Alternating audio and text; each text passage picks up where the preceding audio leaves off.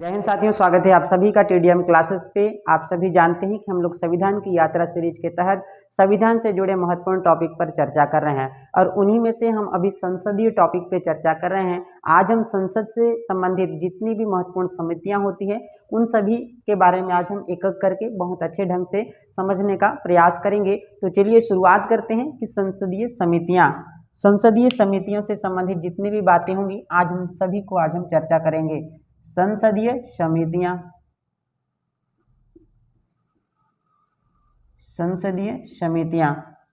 संसदीय समितियों की अगर मैं बात करूं तो संसद जो है अपने विभिन्न प्रकार के जो कर्तव्य होते हैं वो इन्हीं समितियों के माध्यम से करते हैं। और ये जो संसदीय समितियां होती है वो अध्यक्ष अथवा सभापति के द्वारा नियुक्त अथवा निर्वाचित होती है। पहली बात तो संसदीय समितियां क्या होती है? संसदीय समितियां वे समितियां होती हैं जिनके माध्यम से संसद अपने विभिन्न कर्तव्यों को पूरा करती है। दूसरा चीज, ये जो संसदीय समितियां होती है इनको अध्यक्ष अथवा सभापति के द्वारा नियुक्त अथवा निर्वाचित किया जाता है। अथवा कहा जाए तो संसद के जो क्या होते हैं अध्यक्ष, अगर मैं लोकसभा की बात करूं तो अध्यक्ष अथवा राज्यसभा की बात करूं तो सभापति के द्वारा नाम निर्देशित होता है, उन्हें कहा जाता है संसदीय समितियां। इन समितियों का अगर मैं बात करूं तो ये संसदीय समितियां दो प्रकार की होती है। पहला समितियां जिन्हें कहा जाता है स्थायी समिति, दूसरा समितियां जिन्हें कहा जाता है अस्थायी अथवा तदर्थ समिति के नाम से भी जाना जाता है। चलिए देखते हैं, मैंने क्या कहा, संसद विभिन्न कर्तव्यों को इन्हीं समितियों के माध्यम से पूरा करती है। दूसरा चीज मैंने बताया कि जो संसदीय समितियां होती है इनको अध्यक्ष अथवा सभापति के द्वारा नियुक्त अथवा निर्वाचित किया जाता है। तीसरा चीज, इन्हीं या तो उनके द्वारा नाम निर्देशित किया जाता है। अगला चीज अगर मैं बात करूं संसदीय समितियों की, अगर मैं बात करूं तो संसदीय समितियां दो प्रकार की होती है। कौन कौन से? पहला समितियां मैंने बताया स्थायी समितियां, पहला कौन सा? स्थायी समितियां। और दूसरा समितियां मैंने कहा अस्थायी समितियां। क्या कहा? अस्थायी समिति। देखिए, पहला समिति मैंने बताया स्थायी समिति, दूसरा समिति मैंने क्या बताया? अस्थायी समितियां। स्थायी समिति से तात्पर्य है कि वे समितियां जो निरंतरता के आधार पर कार्य करती है उन्हें स्थायी समिति के नाम से जाना जाता है। और जो अस्थायी समिति होती है इनका जो है गठन एक निश्चित उद्देश्य के लिए किया जाए रहता है और जब वो उनका उद्देश्य पूरा हो जाता है तो इन समितियों का कार्यकाल भी समाप्त हो जाता है, इसीलिए इन्हें अस्थायी समिति के नाम से जाना जाता है। क्लियर है यहाँ तक? देखो मैंने क्या बताया, संसदीय समितियां दो प्रकार की होती है। पहला समिति जिसे स्थायी समिति के नाम से जाना जाता है जो निरंतरता के आधार पर कार्य करती है, इसीलिए इन्हें स्थायी समिति के नाम से जाना जाता है। दूसरा चीज मैंने बताया अस्थायी समितियां। अस्थायी समिति से तात्पर्य है कि इनका जो गठन है एक निश्चित उद्देश्य के लिए किया जा रहता है और उन उद्देश्यों की पूरा होते ही इन समितियों का कार्यकाल भी समाप्त हो जाता है, इसीलिए इन्हें अस्थायी समिति के नाम से जाना जाता है। तो इधर क्या लिखोगे, इनका गठन किस चीज के लिए? निश्चित उद्देश्य के लिए किया जा रहता है, किया जाता है। और क्या बताया मैंने? उद्देश्यों के पूरा होते ही इनका कार्यकाल भी समाप्त हो जाता है।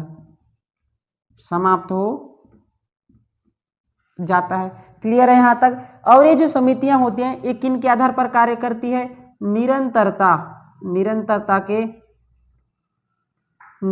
के आधार पर कार्य करती है। क्या करती है?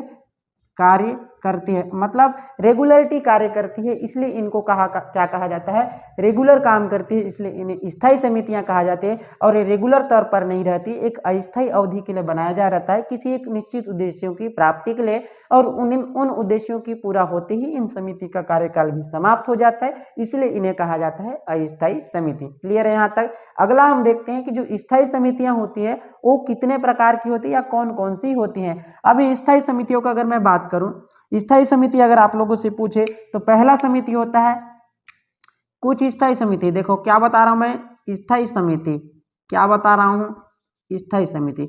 स्थायी समिति अगर मैं बात करूं तो पहला होता है वित्तीय समितियां। क्या होता है? वित्तीय समिति। दूसरा होता है क्या, विभागीय समितियां, दूसरा विभागीय समिति। तीसरा होता है जांच समिति, जांच समिति। और चौथा नियंत्रण एवं परीक्षण समिति। क्या कहा, नियंत्रण प्लस परीक्षण समिति, परीक्षण समिति। और सदन के दैनिक कार्यों से संबंधित समिति। क्या बताया मैंने, सदन के दैनिक कार्यों से संबंधित, सदन के दैनिक कार्यों से संबंधित समितियां। ये जो समितियां होती हैं ये होती है स्थायी समितियां। और अगर वित्तीय समितियों की अगर मैं बात करूं तो वित्तीय समितियों के अंतर्गत और भी समितियां आती है, जैसे कि कौन कौन सी समितियां, जैसे लोक लेखा समिति। कौन सा, लोक लेखा समिति। दूसरा हो गया प्राक्कलन समिति। कौन सा, प्राक्कलन समिति, प्राक्कलन समिति। और तीसरा कौन सा है, सार्वजनिक उपक्रम समिति, सार्वजनिक उपक्रम समिति। देखिए मैं अभी क्या बता रहा हूँ, स्थायी समितियों के बारे में बता रहा हूँ। जो निरंतरता के आधार पर कार्य करती है वे समितियां स्थायी समितियां कहलाती हैं। स्थायी समितियां वित्तीय समितियां, विभागीय समितियां, जांच समितियां, नियंत्रण एवं परीक्षण समितियां, सदन के दैनिक कार्यों से संबंधित जितनी भी समितियां होती हैं वे स्थायी समितियों के अंतर्गत आती है। कई बार क्या देता है कि इनमें से कौन सी समितियां स्थायी समितियां हैं अथवा नहीं है। इस प्रकार से कूट में भी प्रश्न बनाया जा सकता है या फिर आपको एग्जाम में देखने को मिल सकता है। इसलिए आपको ये चीजों को भी ध्यान में रखना है कि कौन सी समितियां स्थायी समितियां होती है। अब इनको अगर आप जानोगे तो अस्थायी समितियां कौन है उसको आप ऑलरेडी क्या कर पाओगे, डिफरेंशिएट कर पाओगे। तो स्थायी समितियों के बारे में है। अब हम देखते हैं, अब देखिए जो भी समितियां होती हैं, कुछ समितियों यानी कि अपवाद को छोड़कर सामान्यतः जितनी भी समितियां होती हैं उन सभी समितियों में लोकसभा तथा राज्यसभा के सदस्यों का जो अनुपात होता है वो 2:1 के रूप में होता है। क्या क्या मैंने,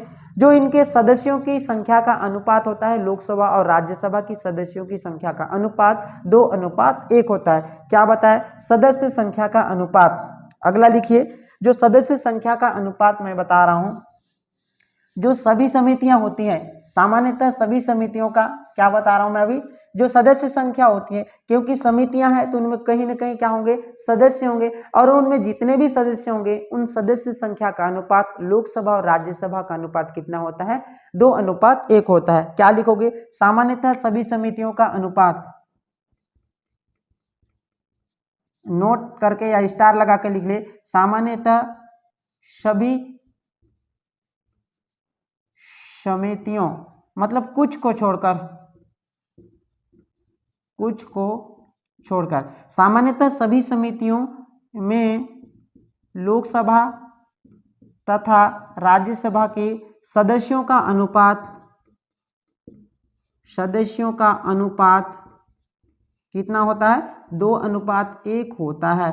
कई बार प्रश्न देखने को मिलता है कि सदस्य संख्या का अनुपात कितना होता है। अगर आप लोगों को प्रश्न पूछे या एग्जाम में देखने को मिले तो आपका आंसर होना चाहिए 2:1 होता है। ये था सदस्य संख्या का अनुपात। अगला हम देखते हैं, मैंने बताया जो समितियां होती हैं वित्तीय समितियां, अब उन समितियों को एक एक करके हम देखते हैं कि उन समितियों का कार्यकाल कितना होता है, उन समितियों का कार्य क्या होता है, उनकी सदस्य संख्या क्या होती है, उनके अध्यक्ष कैसे होते हैं, ये सारी चीजों के बारे में आगे हम देखेंगे।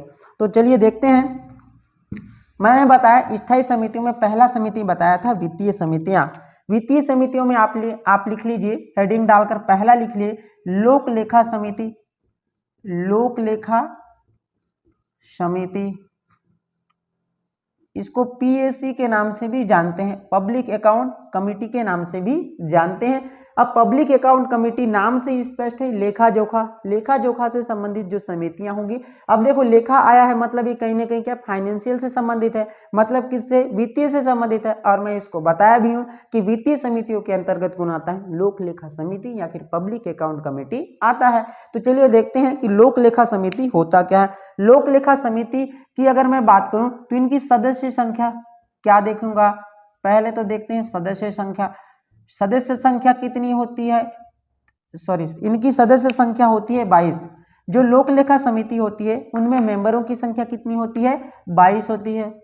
कितनी होती है, 22 होती है। और मैं पहले ही बताया हूं कि सामान्यतः कुछ समितियों को छोड़कर लोकसभा तथा राज्यसभा की सदस्य संख्या का अनुपात कितना होता है, 2:1 होता है। तो इसमें आप लोग देखेंगे कि इनकी सदस्य संख्या का अनुपात अगर मैं बात करूं तो लोकसभा इधर लिख लिए और राज्यसभा, जो इनमें टोटल सदस्यों की संख्या कितनी होती है, 22 होती है। तो लोकसभा की में से कितने सदस्य होंगे, 15 सदस्य होंगे, और राज्यसभा से कितने सदस्य होंगे, 7 सदस्य होते हैं। किन में, लोक लेखा समिति में सदस्यों की संख्या टोटल होती है 22, उनमें से लोकसभा से 15 मेंबर होते हैं और राज्यसभा से मेंबरों की संख्या होती है 7। क्लियर है यहाँ तक। अब देखते हैं कि इनका कार्यकाल कितना होता है। इनका कार्यकाल कितना होता है, जो लोक लेखा समिति होता है इनका कार्यकाल होता है 1 वर्ष। कितना होता है, 1 वर्ष इनका कार्यकाल होता है। ये तो हो गया कार्यकाल। और इनका कार्य क्या होगा, देखो ये समितियां हैं, इनके माध्यम से ही संसद क्या करती है, अपने विभिन्न कर्तव्यों का निर्वहन करती है या फिर पालन करती है। तो देखिए इनका कार्य क्या होगा, इनका कार्य क्या होगा, सीएजी के प्रतिवेदन की जांच, किसकी, सीएजी के प्रतिवेदन। सीएजी क्या करती है, संसद में अपना प्रतिवेदन पेश करती है, उन प्रतिवेदन की जांच करना किसका काम होता है, लोक लेखा समिति का होता है।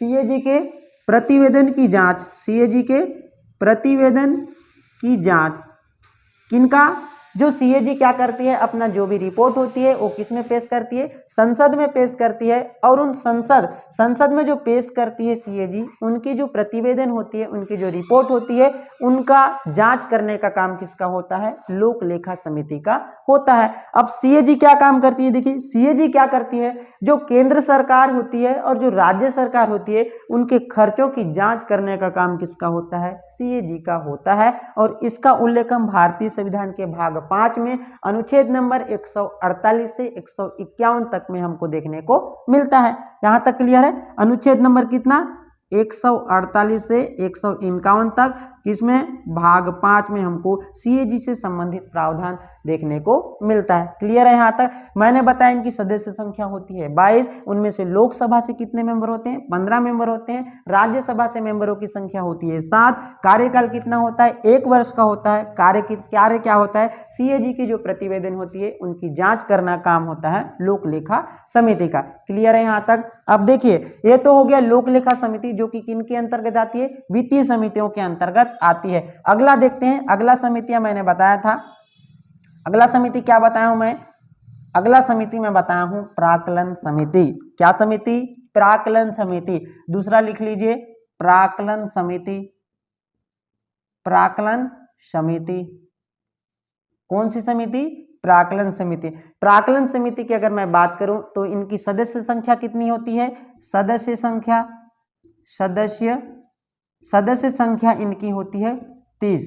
कितनी होती है, सदस्य संख्या होती है 30। और इसमें नोट करके आप लिख लीजिए कि इनमें से 30 के 30 मेंबर कहां से होते हैं, लोकसभा से होते हैं। और किन से होते हैं, सभी मेंबर कहां से चुने जाते हैं, सभी सदस्य लोकसभा के होते हैं।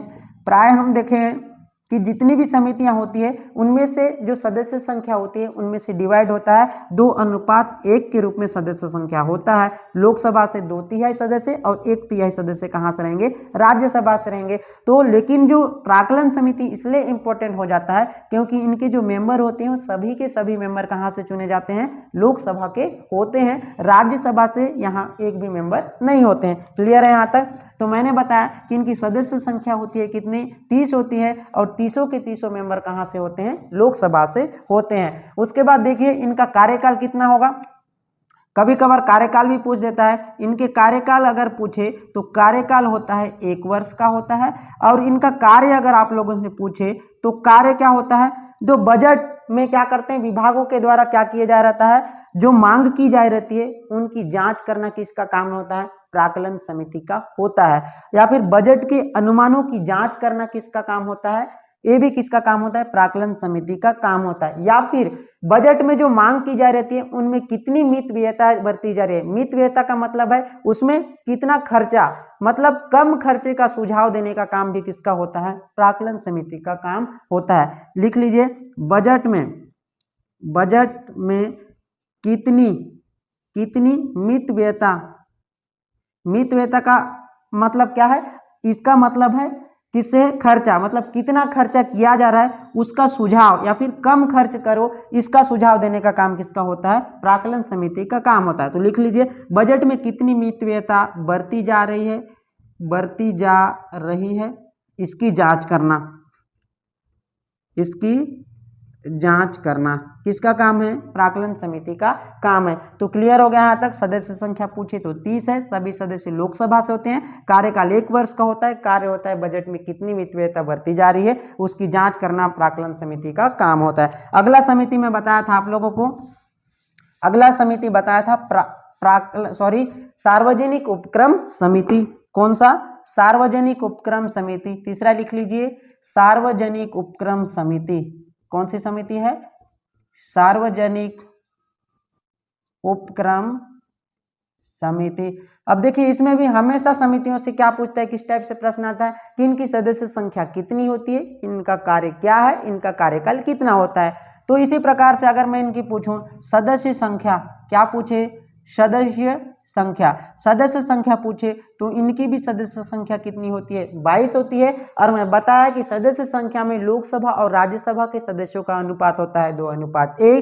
तो इसमें लोकसभा से कितने मेंबर होंगे? लोकसभा से 15 मेंबर होंगे और राज्यसभा से मेंबरों की संख्या होगी कितनी? 7 होगी, तब जाके क्या होगा? 22 होगा। तो इनकी सदस्य संख्या पूछे तो कितनी होगी? 22 होगी। और इनका कार्य पूछे, इनका कार्य पूछे तो जो क्या कार्य क्या होगा? सार्वजनिक उपक्रम, क्या करना? सार्वजनिक उपक्रम तथा उनके प्रतिवेदनों की जांच करना इसका काम होता है। क्या काम होता है? सार्वजनिक उपक्रम के प्रतिवेदनों की जांच। क्या कार्य का होता है? सार्वजनिक उपक्रम के प्रतिवेदनों की जांच, प्रतिवेदनों की जांच। क्या बताया मैंने? जो सार्वजनिक उपक्रमों के प्रतिवेदन की जांच करना किसका काम होता है? सार्वजनिक उपक्रम समिति का काम होता है। और सदस्य संख्या 22 होता है। कार्यकाल कितना होता है? 1 वर्ष होता है। कितना होता है?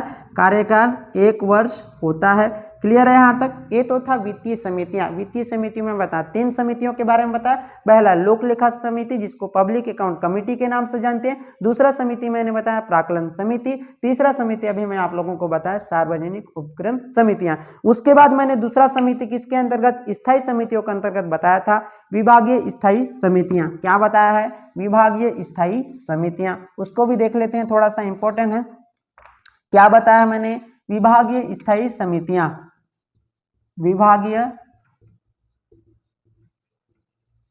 स्थायी समितियां। विभागीय स्थायी समितियों का अगर मैं बात करूं तो वर्तमान डेट, आज के डेट तक अपने यहाँ क्या है? कितनी विभागीय स्थायी समितियां? 24 विभागीय स्थायी समितियां हैं। कितनी समितियां हैं? 24 विभागीय स्थायी समितियां हैं। कितनी हैं? 24 विभागीय स्थायी समितियां हैं। क्या है? 24 विभागीय स्थायी समितियां हैं। कौन सी? विभागीय स्थायी समितियां। अब आप बोलेंगे कि सर विभागीय स्थायी समितियों का क्या काम है? तो विभागीय स्थायी समितियां, जब मैं क्या पढ़ा था संसद की प्रक्रिया में, क्या पढ़ रहा था? विधि निर्माण की प्रक्रिया बताया था, पढ़ा रहा था। तो उस समय मैं आप लोगों को बताया था कि कोई भी विधेयक होता है या फिर प्रस्ताव होता है, उसको सबसे पहले क्या किया जाता है? सदन में पेश किया जाता है। सदन का मतलब चाहे लोकसभा हो या फिर राज्यसभा हो, वहां पर पेश किया जाता है। उसके बाद उस सदन में जो पेश किया गया प्रस्ताव होता है या फिर जो विधेयक होता है, उस पर क्या होता है? वाचन होता है। प्रथम वाचन होता है, द्वितीय वाचन होता है, तृतीय वाचन होता है और चतुर्थ वाचन होता है। तो उसमें मैंने बताया कि प्रथम वाचन होता है, उसके बाद क्या होता है? द्वितीय वाचन होता है। द्वितीय वाचन में क्या होता है? समितियां उसकी जांच करती है। मतलब जो भी प्रस्ताव क्या किया गया है, पेश किया गया है, उस प्रस्ताव की जांच करने का काम किसका होता है? समिति का होता है। उन्हीं समितियों में से एक समिति है विभागीय स्थायी समितियां, जिनकी संख्या वर्तमान के डेट में कितनी है? 24 है। तो ये समितियां क्या करती है? जो प्रस्ताव पेश किया गया है, उस प्रस्ताव के में क्या सही है या फिर क्या गलत है, उसकी जांच करती है। उसके बाद फिर क्या होता है? तृतीय वाचन होता है, जिसमें मतदान होता है। उसके बाद मतदान में क्या होता है? यदि लोकसभा से विधेयक पारित होता है तो राज्यसभा में जाता है, और राज्यसभा से भी पारित होता है तो राष्ट्रपति के पास जाता है। फिर राष्ट्रपति के पास 3 शक्तियां होती है, जिसको मैंने पिछले वीडियो में बहुत अच्छे से पढ़ा है। तो उन 3 शक्तियों में से अगर राष्ट्रपति हस्ताक्षर कर देते हैं तो विधेयक कानून के रूप में परिवर्तित हो जाता है। और अगर विधेयक पर गतिरोध होता है तो फिर उस समय संयुक्त बैठक का आयोजन होता है। वो सारी चीजें मैंने पिछली क्लास में करा दिया है। तो अभी इतना देख लीजिए कि विभागीय स्थायी समितियों का काम क्या होता है, जो विधेयक या फिर प्रस्ताव पेश किए गए हैं उन प्रस्ताव की क्या करना, जांच करने का काम होता है विभागीय स्थायी समितियों का। वर्तमान में इनकी संख्या कितनी है, 24 है। और जो प्रत्येक जो समितियां होती है उनमें सदस्य संख्या कितनी होती है, प्रत्येक समितियों में सदस्य संख्या की अगर मैं बात करूं तो प्रत्येक समितियों में सदस्य संख्या कितनी होती है, 31 होती है।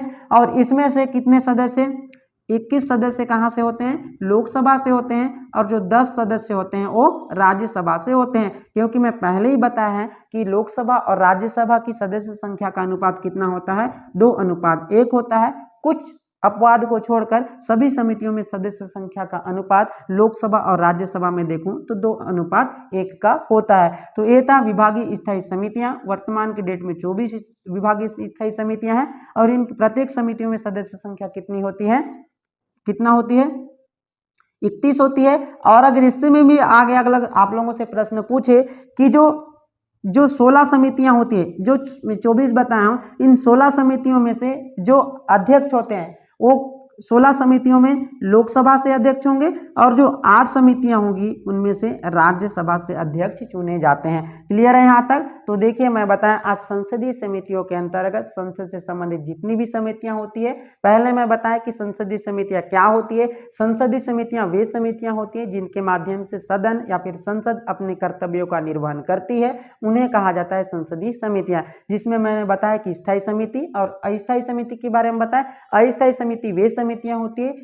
जिनका एक निश्चित उद्देश्य के लिए गठन किया जा रहता है और उन उद्देश्यों के पूरा होते ही उस समितियां का कार्यकाल भी क्या हो जाता है, समाप्त हो जाता है, इसलिए उसको अस्थायी समिति क्या कहा जाता है। और जो स्थायी समिति होता है वो रेगुलर काम करते हैं यानी कि निरंतरता के आधार पर कार्य करती है, इसीलिए उसको कहा जाता है स्थायी समितियां। तो साथियों उम्मीद करता हूं कि आज की वीडियो में जितने भी पढ़ाया हूं सारी चीजें आप लोगों को समझ में आई होगी। अगली क्लास में मिलते हैं, आज के लिए इतना ही। Thank you.